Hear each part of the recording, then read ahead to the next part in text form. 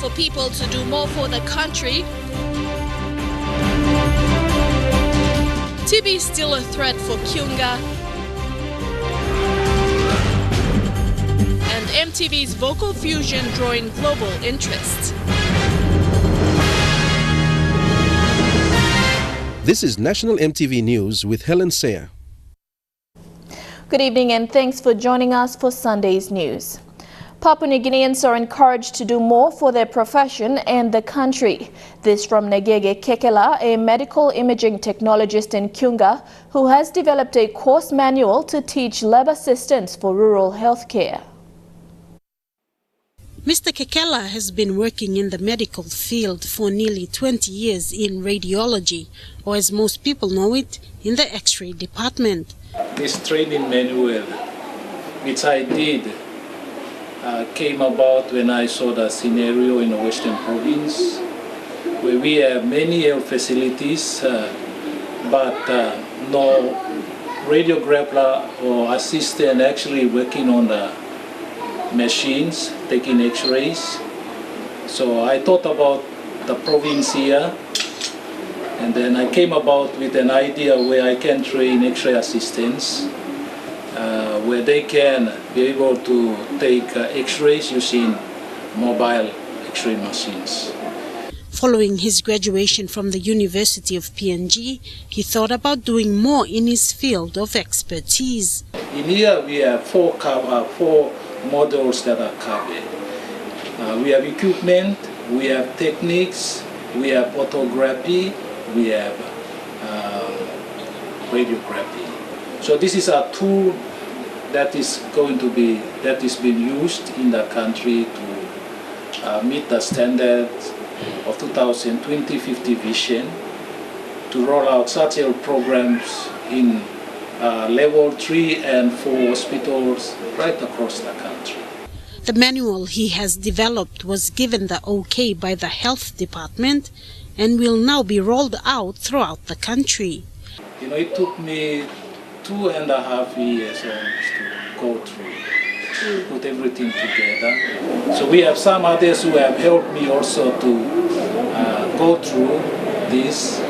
We have a radiographer, imaging technologist from Panimo Hospital, Matthew Nangui, and one from Ilimbe Hospital, and we have few seniors from Papua General Hospital who went through this to make sure that this is relevant for the rural settings. So far, Mr. Kekela has trained 9 people using this manual.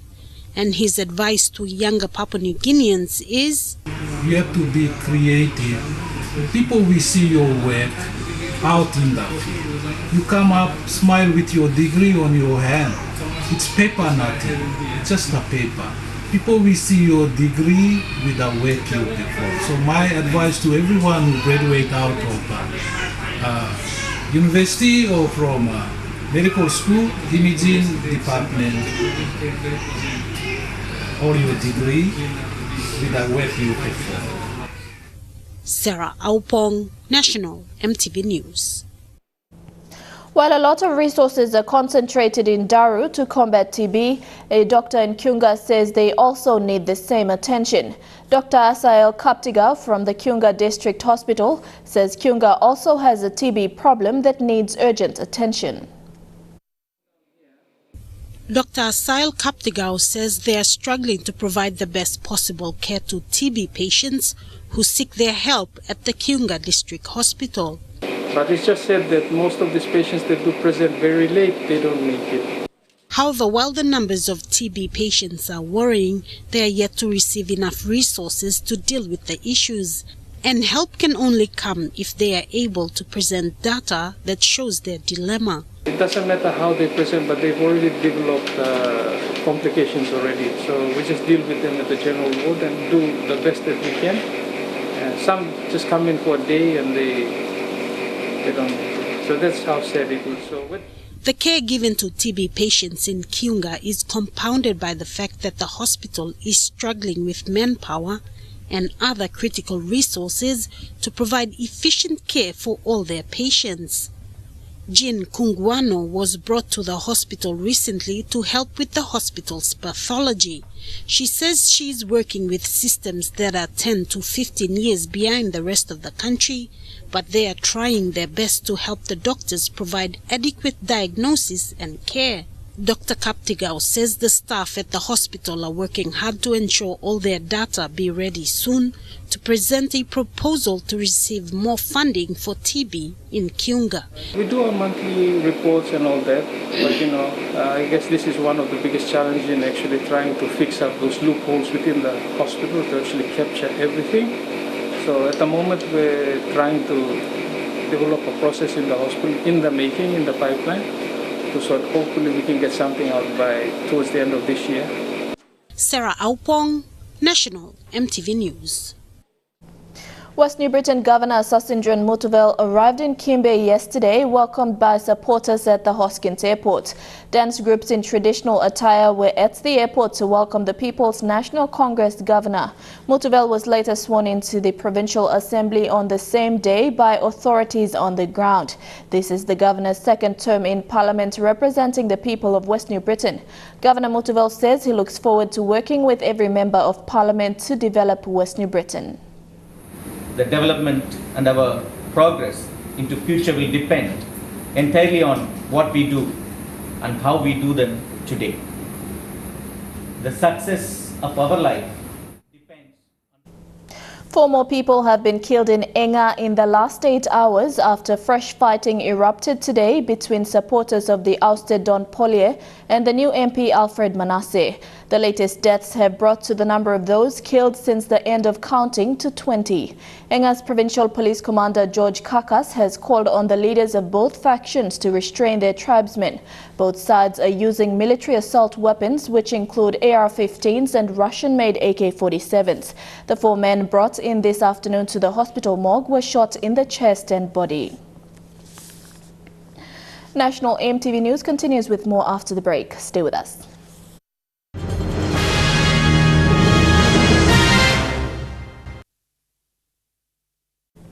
Welcome back. The founder and publisher of Eagle Times magazine, late Nicholas Lucky, has been remembered for his contribution to the media industry through his magazine. He was a political advisor and communication manager for the opposition from 2011 to 2012 and is well known for his commentary on national issues on social media. His funeral was held at the Lutheran Reformed Church in Port Moresby. Late Nicholas Lucky passed away on the 4th of August after a long illness. He was diagnosed with terminal brain cancer in 2014 and had received chemotherapy overseas, but unfortunately passed away at the Port Moresby General Hospital. Late Nicholas Lucky is a mechanical engineer by profession who graduated from the University of Technology. After being in the oil industry for quite some time, late Nicholas left to pursue his passion for writing. Late Nicholas Lucky is the publisher for Eagle Time magazine, a magazine that reports on national issues. His thinking about creating this magazine was because I'm looking mo sa nikat big langid long story long on people lo yumil lo country lo level long on natok sawe long on lo wanting something you walk long come up. Those who attended heard about the life of the 35-year-old from Mulbaya district in the Western Highlands province and the potential he had to give back to the country. He is a rural boy from Rebecca who has crossed the treacherous Baya Gorge and river, rubbed shoulders with the best in PNG and abroad. He managed to do so not just with his conventional education or because Losawa and Kisim Law School, but also through his own ability to critically reflect on life. His wife Jemima Gabaru Lucky read a poem to her late husband. Because you taught me to thrive when times of trouble arrive. And so, although I'm heartbroken, I know I have not been forsaken. I sometimes wonder if you've gone down a track, but I tell Mackie, Daddy won't. But someday he will understand. And one day our children will learn that Daddy was a great man who left behind a legacy that everyone can see. You were always my perfect man, right until the end.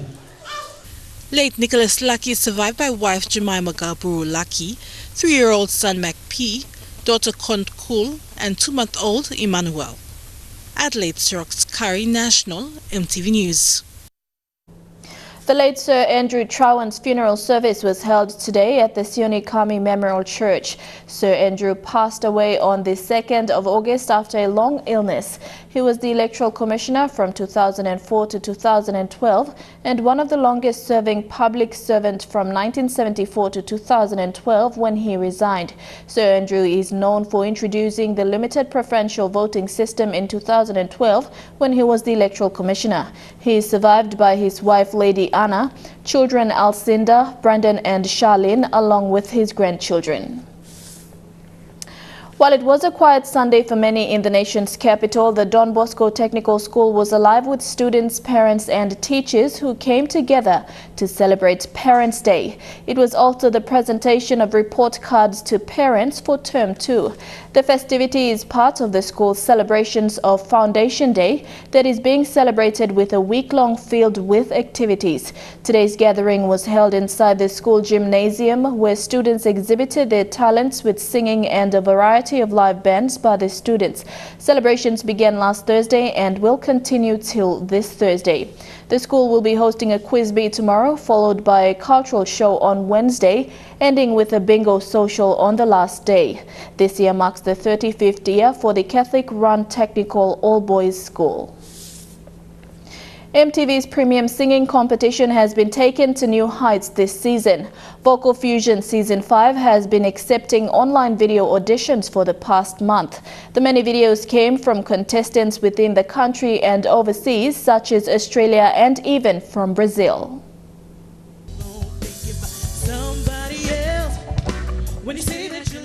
It's been 4 years since Vocal Fusion started cultivating Papua New Guinea's raw singing talent. Scouring the country from Bougainville on one end to Wewak on the other, bringing strong voices and personalities. This season's competition, however, is turned up one more notch. I'm in the corner, watching you. This is Emily Killer, age 24, auditioning from Canberra, Australia. She is part of a new idea for the competition, the online video auditions. She had accompanied her aunt, a diplomat, to Australia. She had attended the Canberra Institute of Technology and is currently working.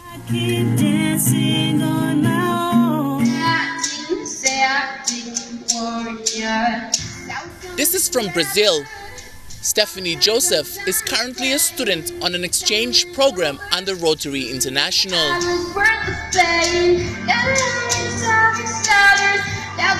She is in the 10th grade. She told MTV that the environment in Brazil is similar to Papua New Guinea.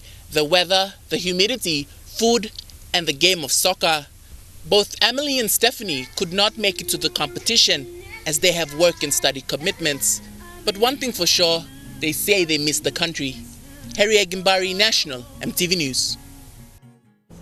You're with National MTV News, stories making headlines overseas. When we come back, stay with us.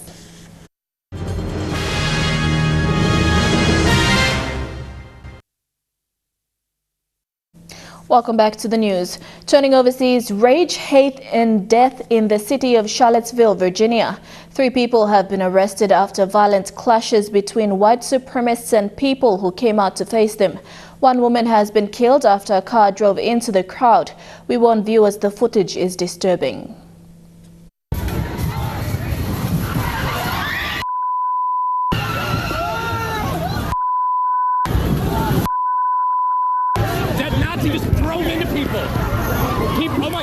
One woman died right there in that crowd. More than 12 were wounded. Many are in critical condition. Meantime, Democrats and some Republicans, many Republicans, are criticizing President Donald Trump for not labeling the protesters for what they are, white nationalists. We condemn in the strongest possible terms this egregious display of hatred, bigotry, and violence on many sides. On many sides. It's been going on for a long time in our country. Not Donald Trump, not Barack Obama. This has been going on for a long, long time. And CNN has been following the violence at Charlottesville throughout the night. A day of violence and escalating tension here in Charlottesville, Virginia, as white supremacist protesters engaged in a pitched street battle with counter-demonstrators on Saturday in Charlottesville. And then the violence got even worse. Several people were injured in the initial clashes between the two groups of demonstrators. Then, shortly after 1:30 p.m. Eastern time, in the street just behind me, 4th Street here in Charlottesville, as a group of demonstrators were walking down the street, a car plowed into several of them and then struck two other vehicles. One 32-year-old woman was killed in that incident. At least 19 people were hurt. And separately, 2 state troopers died in a helicopter crash just outside Charlottesville, Virginia. Here's what we can tell you about the suspect in the car strike that occurred, again, right behind me here at this scene. He is 20-year-old James Alex Fields Jr. from Maumee, Ohio. He has been arrested and booked in a local jail. He is charged with 1 count of second-degree murder, 3 counts of malicious wounding, and 1 count of failure to stop in an accident which resulted in a death. In addition to that, 3 people have been arrested in connection with the demonstrations. 2 of them are young men from out of town, and the governor and local mayor here have told us that a lot of the people they believe who've come here to cause trouble did come from out of state. So investigators here are still piecing through what happened. A civil rights investigation has been launched by the Justice Department into the incident here behind me, and 1 man faces a second-degree murder charge. Democrats and some Republicans are criticizing Donald Trump for his response to the Charlottesville racist rally violence, rage, and death.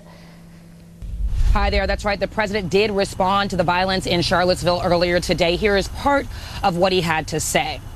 We condemn in the strongest possible terms this egregious display of hatred, bigotry, and violence on many sides. On many sides. It's been going on for a long time in our country. Not Donald Trump, not Barack Obama. This has been going on for a long, long time. It has no place in America.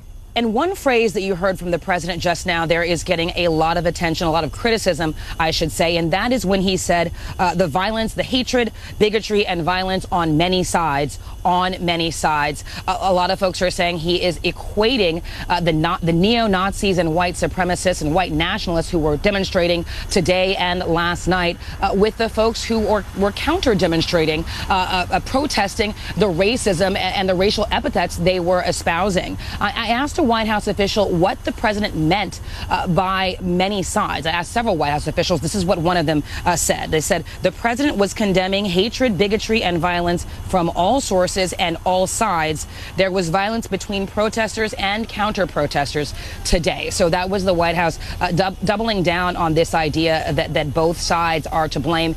Another thing that's notable here is that the president talked about bringing the country together, about the need to unite, to straighten out the situation in Charlottesville, to study it, to figure out what's going wrong in this country that allows this sort of thing to happen. Well, a lot of critics on both sides of the aisle are saying that the president himself needs to call out the organizers of these demonstrations by name. Specifically, we're talking about the white nationalists, people who were carrying flags with Nazi emblems, carrying Confederate flags, people who showed up on the University of Virginia's campus last night carrying torches, protesting the removal of a Confederate statue.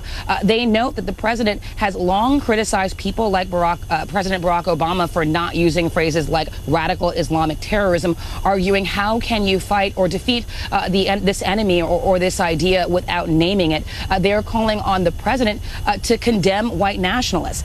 And one more thing I want to note. This is a president who has not been shy about criticizing a long list of people, whether it's Democrats like President Barack Obama or his former rival Hillary Clinton, or fellow Republicans like Senate Majority Leader Mitch McConnell, Senator John McCain, also the former FBI Director James Comey, and the current special counsel Marshal Bob Mueller.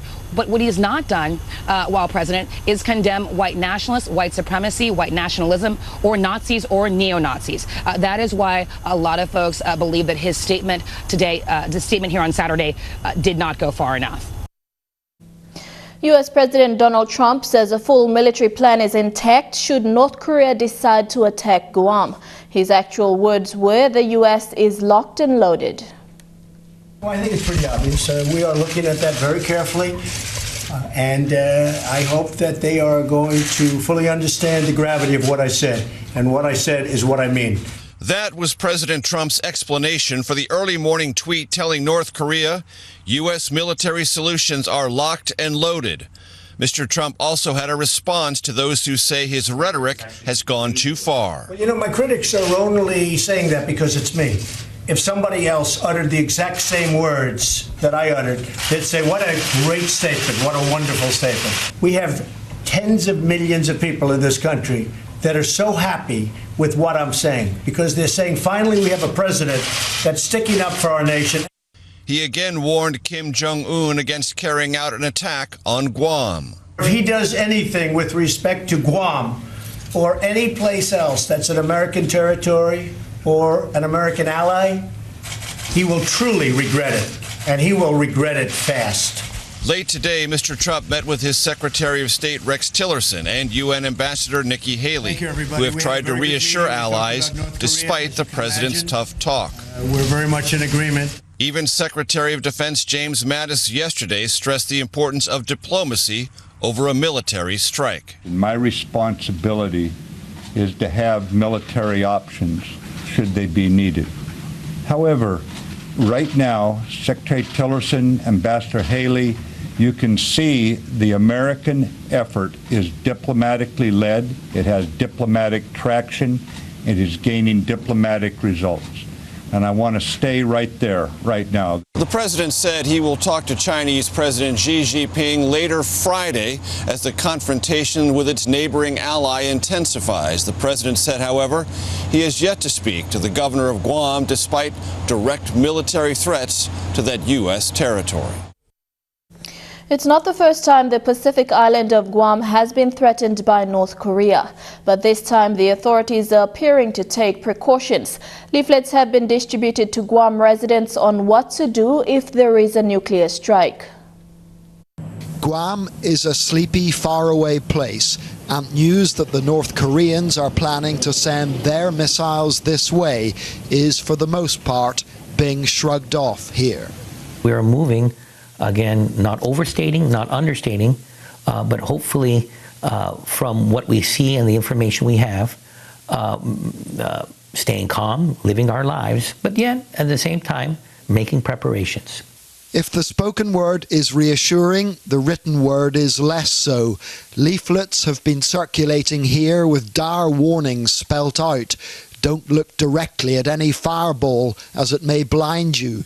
Beware of radioactive material.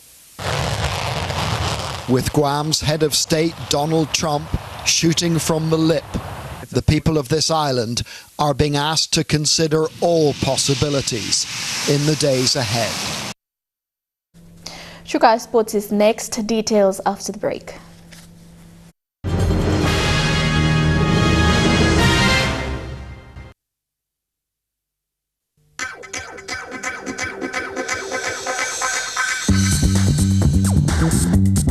Chukai Sports.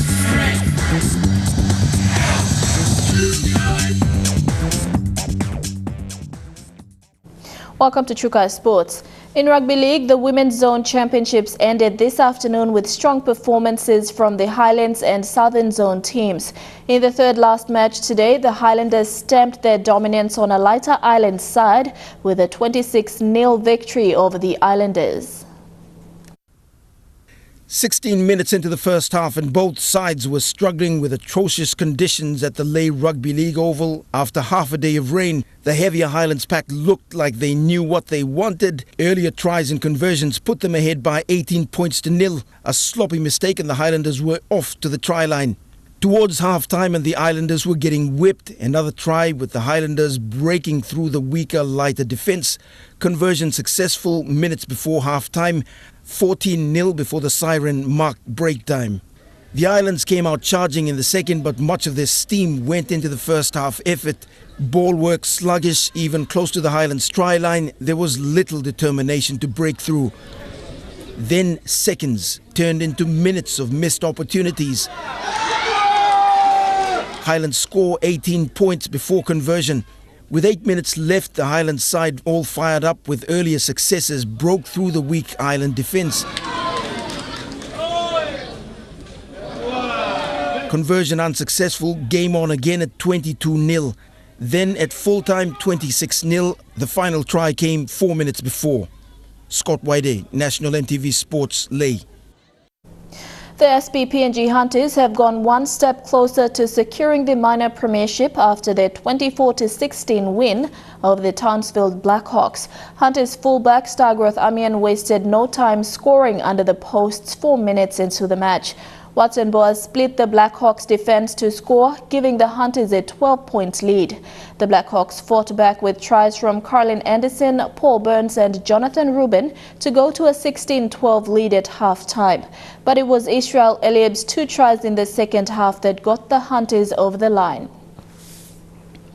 To football, following his elder brother's footsteps, young couples defender Felix Komolong is on a U.S. scholarship with Northern Kentucky University. The young defender left for USA last week on a 1-year U.S. football scholarship. Following the footsteps of his elder brother Alwyn Komolong, Felix will play for Northern Kentucky University team while completing his studies. Alwyn played for the university side for 3 years, scoring once for the university team before securing a move to Stuttgart Kickers in the German 4-tier competition. Felix, his international partner in central defense, is now following a similar career path. The 20-year-old PNG international is said to be one of Oceania's biggest talents. Felix, who played in the World Cup Russia qualifiers, OFC Stage 3 against Tahiti and Solomon Islands in June, and had a short stint in New Zealand with Canterbury United. In 2014, he spent 3 weeks at German giants Werder Bremen on trial, and his coach in New Zealand singled him out as a future star of the game. The Medang lad has 11 caps for the national side. Shane Saroya, National EMTV Sports. Still on football, the Port Moresby Soccer Association will host the Southern Region Besta Cup football tournament next month. Association President John Wesley Gonjuan confirmed that the tournament will be held from September 15th to 18th at the Bissini Soccer Grounds in Port Moresby. Gonjuan said preparations are getting underway and they are now calling for expression of interest from each member associations and associate members. Southern Region Competition Manager Simon Koima said PNGFA will be expecting all member affiliates and associate members in the Southern Region to feature in this tournament. The PNG Mosquitoes beat the USA Giants 92 points to 55 in Melbourne, Australia yesterday. It was a hard-fought match with the first quarter equally contested between both teams, but PNG managed to take the lead. In the second quarter, the Mozzies maintained their lead, bringing their score up to 37 points. USA tried catching up, kicking 2 goals and 2 behinds, but it wasn't enough. The Mozzies dominated the third and fourth quarter, beating USA 92 to 55. PNG will face South Africa next week, Tuesday at Ransford Oval. To OFC, New Caledonia has finished second in Group A and will join New Zealand in the semi-finals after defeating Tahiti 2-1 in their final group stage match at the OFC Under-16 Women's Championship in Apia, Samoa. In the opening match of the day, New Zealand continued their unbeaten streak with an 8-0 win over Samoa to claim the top spot in Group A and book their meeting with Cook Islands in the semi-final. New Caledonia and Tahiti's meeting was neck and neck for the majority of the first half, with possession switching between the nations and close opportunities testing both backlines and goalkeepers. Tahiti fought desperately to regain the lead, but New Caledonia dominated possession and held strong in the backline to secure the win. True Guy Sports continues when we come back. Stay with us.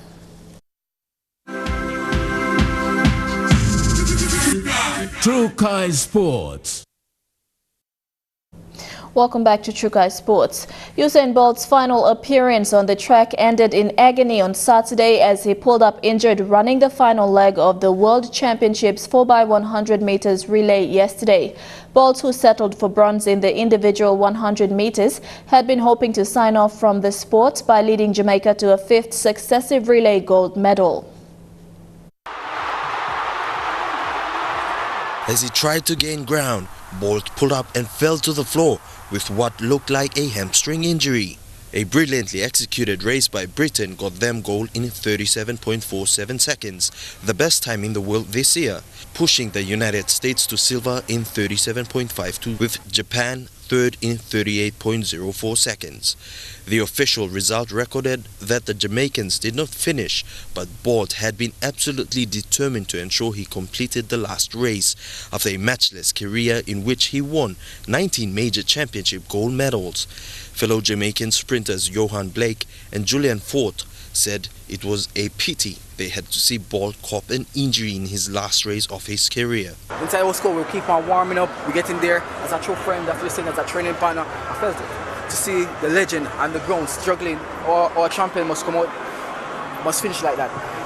It's really tough. We wanted to send him off with a bang, send him off in style, send him off with a gold medal, but injuries are part of the sport and it's really tough, but we just have to rally around him at this time and make sure that he's okay. US sprinter Justin Gatlin reacted to Bolt's injury, saying hopefully it's just a cramp and he does not dwell on it too much.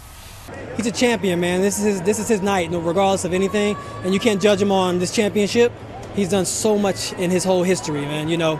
So to see him go out like this, it's something that you erase because you've seen everything he's done from 2008 on. Usain Bolt's last tour has not ended well for him, having claimed bronze for the first time in his career in the individual 100-meter event and injuring himself during the last leg of the 4x100-meter relay event. He has received much support from fans and will say goodbye to the tracks as a living legend. Elijah Levet, National EMTV Sports. Roger Federer used a dominant service game to beat Dutchman Robin Haas in Montreal yesterday, setting up a Rogers Cup final against German Alexander Zverev. Haas, playing his first ATP World Tour Masters 1000 semi-final, did well to force a second tiebreaker, but Federer proved too much to handle as the Swiss fired down 9 aces and dropped only 9 points on serve. Next up for the Swiss right-hander, who is seeking his third Rogers Cup title after triumphs in Toronto in 2004 and 2006, is Zverev after the 4th-seed advanced with a win over Canada's Denis Shapovalov. I'm very happy. Got my opportunity to win Montreal for the first time, so I better be excited now. And it came a bit unexpected for me too, because I decided last minute to come to Montreal and good things happened. So really happy all around. Should be an exciting finals against a young up-and-coming player, so it's all good. Federer owns a 2-1 edge against Zverev in head-to-head meetings, most recently a 6-1 to 6-3 win in June. Zverev ended Shapovalov's magical week on his 3rd match point when the 18-year-old, who had been the story of the tournament after a stunning run that included an upset win over world number 2 Rafael Nadal. No, very. You know, obviously I was a bit nervous. That's why I think I was struggling with my serve a little bit. But he's playing some amazing tennis, so hopefully he can keep it up, and we'll play some other big matches in our future.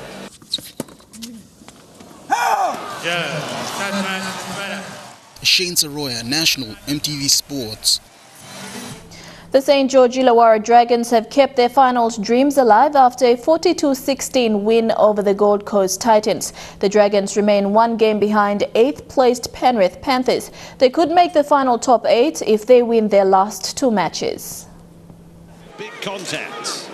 Now, it took the Dragons 9 minutes to cross over the line through Cat Men.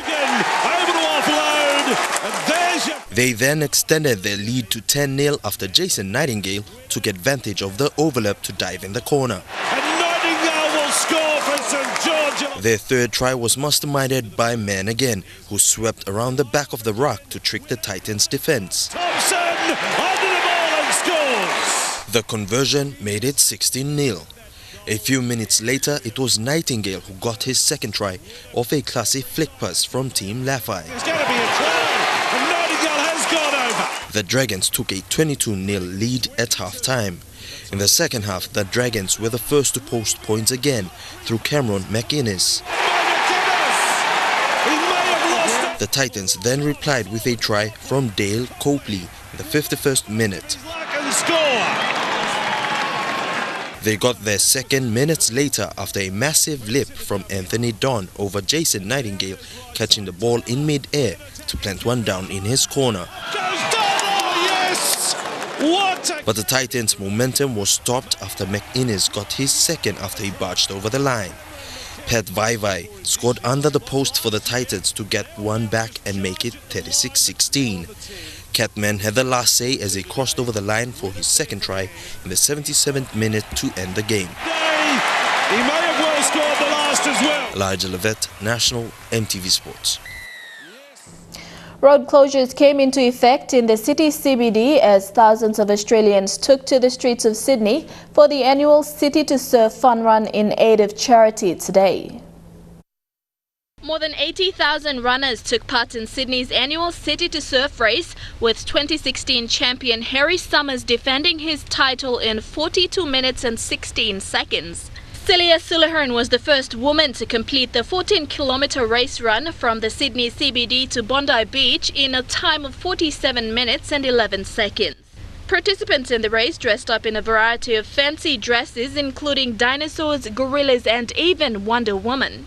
So it's really good for the whole community to come together, and for 10 years in a row I've run in this dress, so it's great to be here. Yeah, lovely day. Such an amazing day, such a beautiful race, such a beautiful city. You know, it's winter, you just can't believe it. We've had so much fun.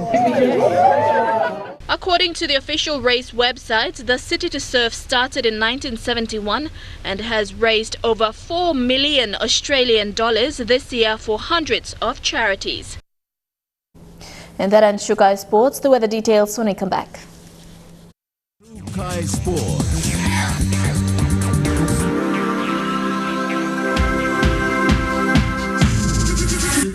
Shukai Sports.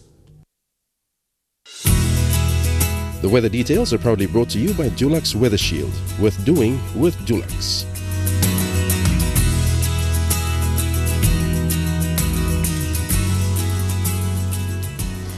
Your weather forecast for tonight and tomorrow: mostly fine, although partly cloudy in Port Moresby and Kerema. Mostly fine, although partly cloudy and windy in Daru and Alotau, and few showers expected in Popondetta.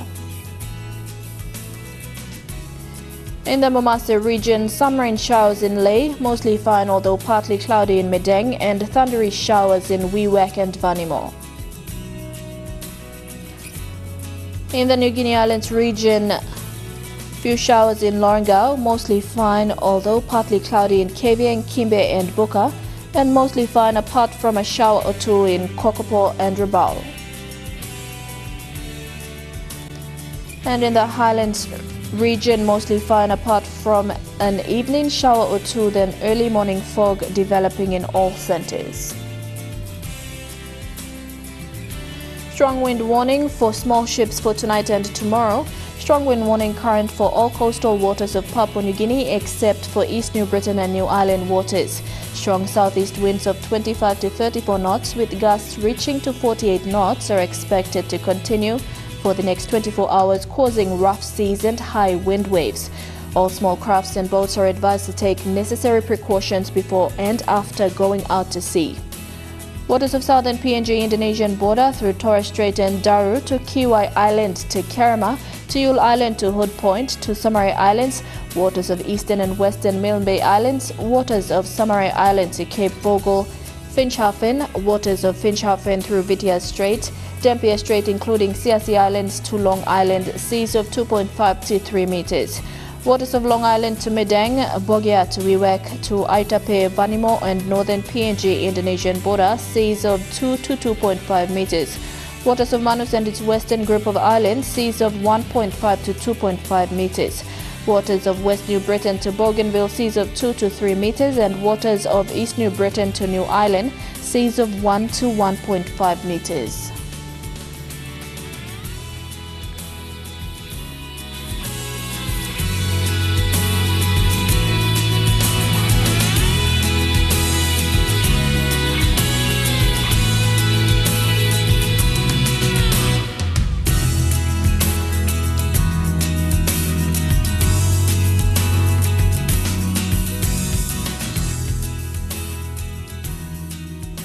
Ocean forecast for PNG areas for tonight and tomorrow. Coral Sea seas rough with southeast winds at 25 to 34 knots with gusts reaching 48 knots.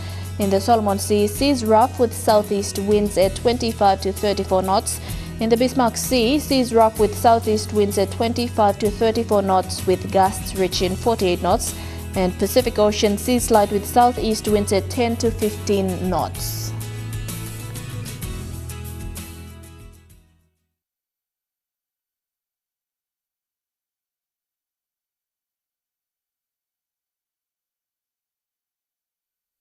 The weather details are proudly brought to you by Dulux Weather Shield. Worth doing with Dulux.